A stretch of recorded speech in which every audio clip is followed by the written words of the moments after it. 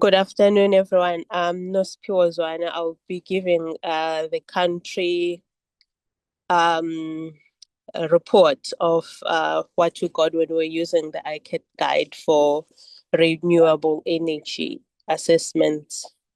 Um, this work was done in collaboration with Professor Smiso Mkhonda, Temko Sinzimanze, and Dr. Rina Mavimbela. Next slide, please. Yes, so the talk, I'll briefly go over the overview of energy in Eswatini, just to give you a background of why we need renewable energy.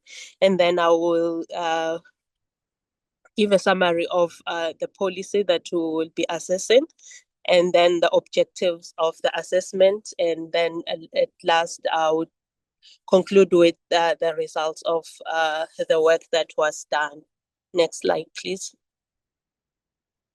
Is for Eswatini, most of the energy is exported from South Africa and Mozambique.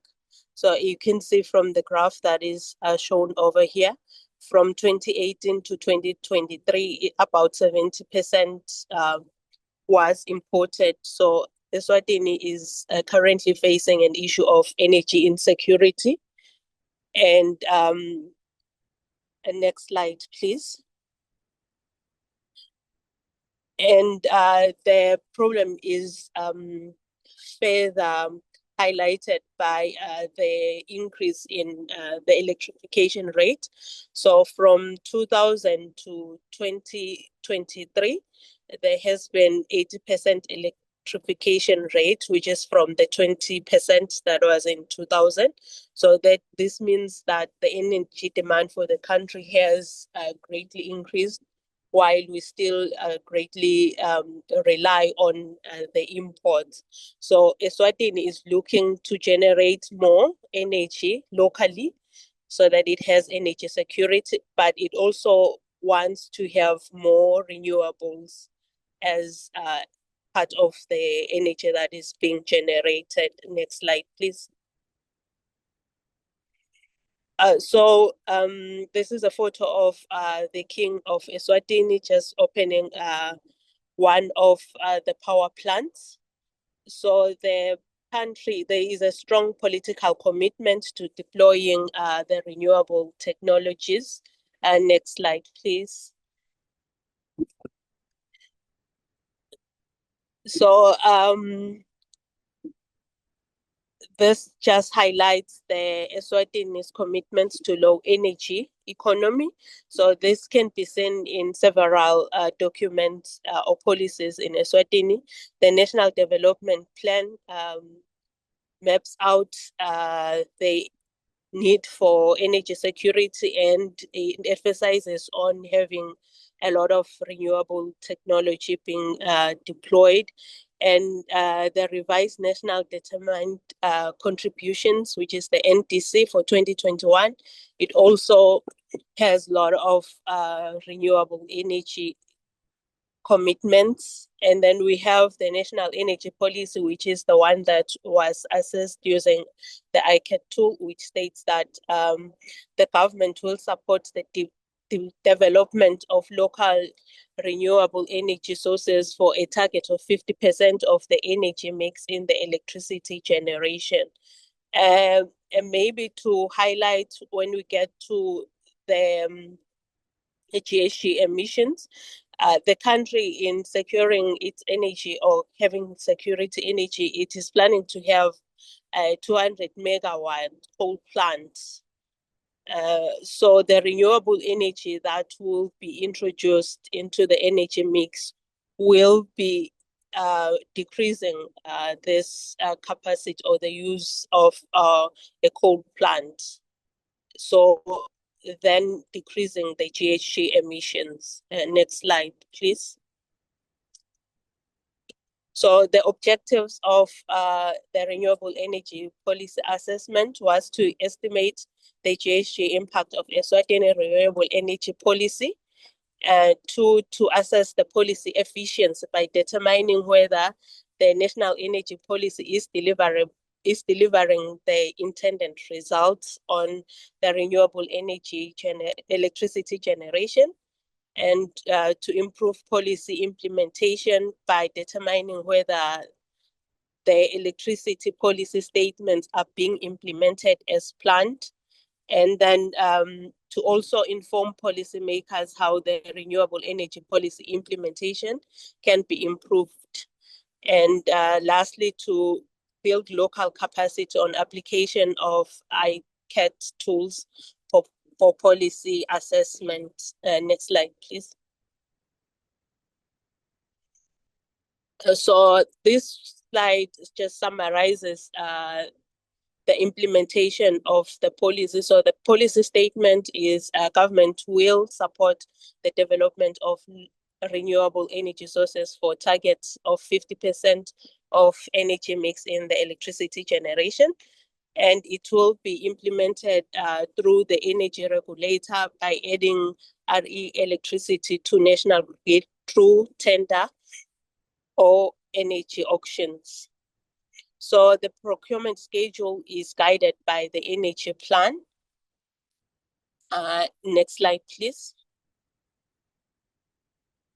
So the methodology that was used was one, it was data collection, where we reviewed the energy master plan and related documents. And then two was to the application of the ICAT guide through developing a causal chain, and then using the ICAT guide to moderate the capacities that we found in the master plan, using the barriers that are in the ICAT guide or the ICAT tool, and then LEAP was used to determine the GHG impacts. And then the third step was peer review process, where presentation of the results to focus groups of the energy experts drawn from key stakeholders in the energy sector was done. Next slide, please. So this is the causal chain for the policy. So you have 50% 50% renewable energy that you want to have in the energy mix. For that, the country is planning to have auctions for renewable energy, and that will increase IPPs. So for the auctions, the auctions will be different for the different technologies. So you have increase in solar PV electricity. So for each of these technologies, since there will be decreasing the use of the coal power plant, it means there will be decreasing the GHG emissions. So that is why you have the blue arrow there to the blue box, which is the reduction of GHG emissions. And then for the different technologies, for example, in the solar PV, you will be clearing virgin land sometimes to install the solars. So that will have an impact, which will be the increase in GHG emissions, because you are cutting down a virgin, or you're clearing a virgin land. And same will happen with the depth, but with which is you'll be increasing your sink. So then you will be reducing GHG emissions again. So that is the causal chain that we had for the GHG emissions. But for each action or each box, you could have also social and economical impacts, which you need to do a different causal chain. For example, if you increase solar PV electricity, you will be employing people, so that will be job creation. So that will be a job creation. So that is a social impact. So you'll have to have a different causal chain for that one. Next slide, please. So these are the social and economical impacts that we got. Because of time, I'm just going to name a few, which will be the land use change, air quality improvement. Can we go to next slide? So in this slide, in the first column, we have the technology, and the second column, we have the capacity for the different technologies as it appears in the master plan. And then we used the ICAT guide using both the technical and financial barriers. So then the capacities decreased. For example, for hydro, it decreased from 181.5 megawatts to 65.52 megawatts. And then the last column is where we had the experts who are really on the ground, who know the barriers that exist, telling us what they think the possible capacity will be by 2030. That is what we have in the third column. You can say that the results from ICAT guide don't differ much from the results from the expect, meaning that the guide worked very well. It is just a bit different or off for biomass. The reason there might be because the 120 megawatts that went into the master plan was coming from work that was done from the bioenergy policy, where we had already done the policy assessment. So maybe here we had done the policy assessment twice for the biomass. So maybe that is why it's a bit off from what the expert would think. Next slide, please. So here we have the results for the years from 2017 to 2030.